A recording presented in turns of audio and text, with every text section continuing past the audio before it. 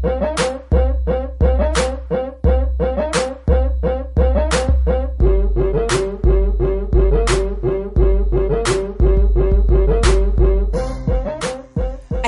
alaikum. Peace be unto you. I'm Sister Charlene Muhammad. Welcome to Liberated Sisters. Today's show, we have the Justice Report coming to us by LA County Public Works Strategic Communications Manager Kerjon Lee. He's going to be discussing LA's plan for safe, clean water. In part 2, the Honorable Minister Louis Farrakhan unmasked Satan.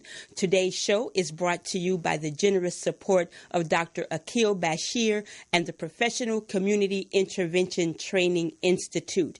As we get into the Justice Report, I want to say, please check out this week's Final Call cover story, as well as the entire edition, right?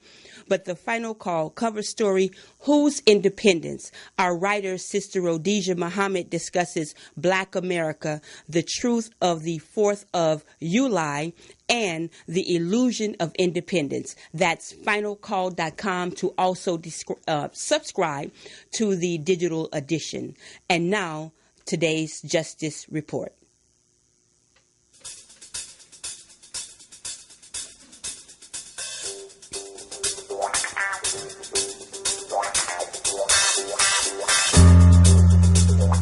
Thank you for tuning in to Liberated Sisters. Again, I'm Sister Charlene Muhammad. We are talking about safe, clean water. What's in and where is your water? Los Angeles County and the LA County Flood Control District are planning to eradicate water scarcity by they want to capture, clean, and reuse stormwater and urban runoff. So what are these things? First, let me say that LA County's 88 cities, well, actually 85 of them, but Mr. Kerjon Lee will break all of that down for us. The cities spend millions of dollars each year addressing damage to public and private property caused by uncontrolled stormwater. This is according to the experts. The county has developed a plan by Safe Clean Water LA. This plan would tackle the 4 biggest storm water problems of drought, pollution. I'm hearing there's a very unorganized, fractured governance and an unoptimized infrastructure. So here to tell us more about the issue and why it's very important to us here is Mr. Kerjon Lee. Thank you for joining us and welcome to Liberated Sisters. Thank you, Sister Muhammad. Happy to be here. Yes, I really appreciate it. And so before, as we continue, I want to let people know that there's an issue taking place that advocates are trying to get onto the ballot for this November to have this become a ballot measure. Tell us about what's happening in terms of break it down, Mr. Lee, and also talk to us about a recent tour, which we just had last week of some of the watershed areas and different capturing grounds in Los Angeles. Absolutely. So, Sister Muhammad, you very eloquently put it before in your introduction that the management of water within LA County is fractured. There are some 200 agencies that all have a share of the water supply that we drink and use to irrigate and bathe and to cook with. Mm-hmm. And that fractured system has resulted in monies going in different directions and not really delivering the sort of infrastructure that would best benefit LA County residents. Mm-hmm. And so, what is the plan? Well, the plan is on July 17 to go to the Board of Supervisors with a very well-researched program. It's called the Safe Clean Water Program. Over the past year, we've been going to communities, underserved communities throughout LA County and talking to them about what their concerns are with the way that water is delivered and the future of water in Los Angeles County. And what we found is that there is concern for both the safety of water, how clean is the water for our future, and how reliable, how resilient is that water supply. We've been managing, LA County has been managing the LA County Flood Control District for about 100 years. Yeah. And while that system has produced a basin that allows us to build homes and schools and places to work and infrastructure, road infrastructure, it hasn't been able to address the issue of pollution within that system. So the LA River, the San Gabriel River, the oceans, the lakes and streams that we recreate in and recreate near are polluted by things that we do every day. Litter in the streets, oil, fluids coming from cars. Those all get into our recreational water bodies, and then potentially that affects the water that we can have for the future. Wow. And so you all have been working to get the information out to ethnic media. And as a matter of fact, let me just say right now, through ethnic media, but let me say thank you so much to Sandy Close and all of her team and staff there, as well as LA County and Ethnic Media Services for sponsoring a tour for ethnic media journalists. We really were enlightened. I know I learned a lot of things that I had never really considered, Mr. Lee. We turn on the faucet and we use it and we go on about our business. Even when the drought struck, I mean, we knew that was a very, and still is, pretty much a crucial and critical time.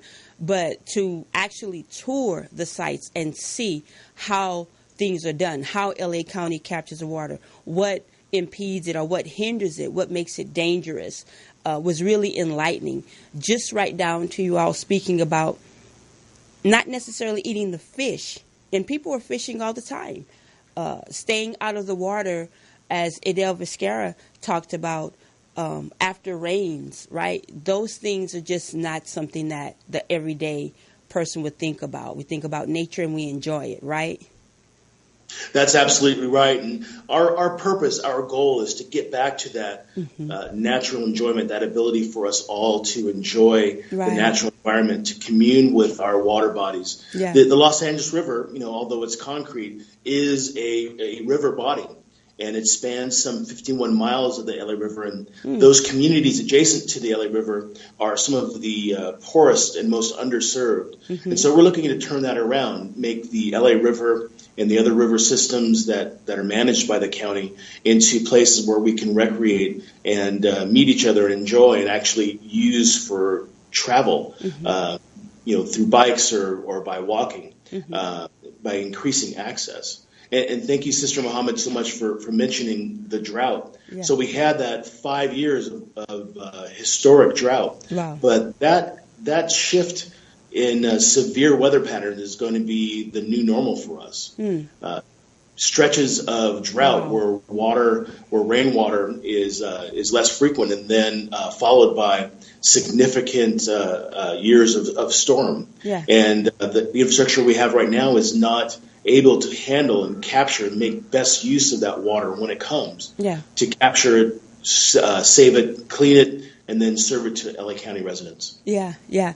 You very well detailed some of what the county is already doing. For instance, when we stopped in Sun Valley and we got to see the landfill, but not far from the landfill that's getting ready to be repurposed, right? We got to see a park there and what's getting ready to take place with the park and how the county is planning to reuse that and the community's involvement in how the spaces that are being repurposed in their community really includes their involvement. Can you talk a little bit about the Sun Valley plan? Certainly, and Sun Valley Park and the communities around Sun Valley are historically underserved. There are heavy industrial use there, and so there are pollutants that end up on the streets and rains onto the surface waters. But some 30 years ago, we were prepared to bring a large concrete storm drain through Sun Valley to alleviate some of its flooding. And what we decided to do in working with the community and other stakeholders like Tree People, we worked to create a multi-benefit area for the local park, Sun Valley Park. Yeah. So what you have now is a park that's open to all of the recreation and enjoyment and habitat that exists in our county park systems and city parks. Yeah. But underneath it is a chamber that collects water from the local neighborhood, treats it, and then allows it to percolate into the groundwater system for later use. Yeah, and Sun Valley is just north of Los Angeles. And what I'm showing the viewers now is that landfill area that's there, Mr. Lee. I really, again, learned so much about this. This affects all of our counties, all of our cities. And I want to speak a little bit about South LA, which is oversaturated, as we know, with concrete. Can you talk about how what the county's plan will benefit residents like those in Watts and other South LA communities? Yes, absolutely. So the plan as currently formed is to assess a 2.5% parcel tax on residential and commercial properties. That'll generate some $300 million for all of LA County. 40% of that will go to cities. 50% will go to create large regional projects like the Sun Valley Park and Rory and Shaw wetlands that you mentioned earlier. There are parks inside the areas of South Los Angeles and other public areas, schools and colleges that could benefit from that money by converting their existing concrete to natural areas that would capture water and then either store it below ground or have urban wetlands, engineered wetlands that would capture, treat, and then preserve that water. Wow. It's a great idea to convert some of the urban spaces that we have now that aren't able to percolate rainwater when it comes, and to have them be more enjoyable local spots for the community.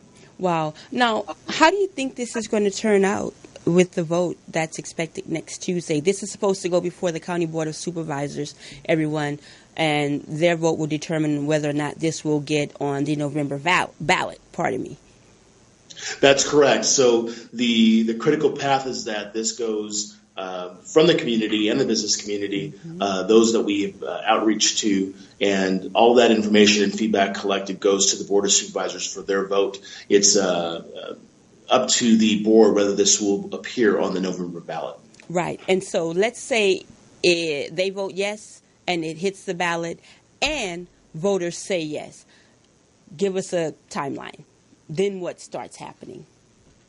Right. So the dollars are collected. What's wonderful about this program is that because it is a sustainable funding source, we can actually bond against future revenues. So projects can begin almost as early as the same year that the vote is taken. So there are projects that have been designed with our cities individually and in a regional watershed-based context, and those projects, including converting some of our alleys into greenways and our streets and neighborhoods into green streets, and the wetlands that we mentioned before, those can all start almost immediately. Yeah, and so, like, when we ride around places and we see people exercising there, the little elliptical machines and the new tracks that I'm seeing in some places, like on Greenleaf in Compton. I'm not sure if that's a site that has a water system there. I don't believe that it is, but what I understand is that we're looking at these beautiful parks, we're looking at these exercise facilities, we're looking at these soccer fields or these basketball courts, and people are enjoying them. Children are playing, but right underneath, it's also capturing all of this water. It's repurposing all of this, so it's really a win-win situation. Absolutely, and government traditionally has built and then done outreach to residents and said this is what's going to happen and the timeline that it's going to happen.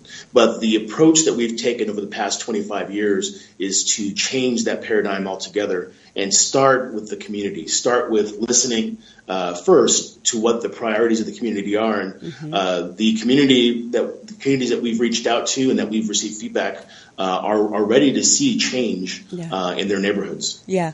And what is one of the greatest things that you've heard, the feedback, like the most prevalent feedback that you've gotten from people about this issue? Well, sure. The public is asking for transparency in the process, and that's really the basis for our communication today, and for Sandy bringing us together with Ethnic Media Services. There are many ways that the public gets its information, but really they're looking for groups like yours and reporters that they trust and those that they've listened to on other issues to kind of interpret and help them understand what the challenges are. So transparency is one, and also we've heard that they want to see more money invested in underserved communities.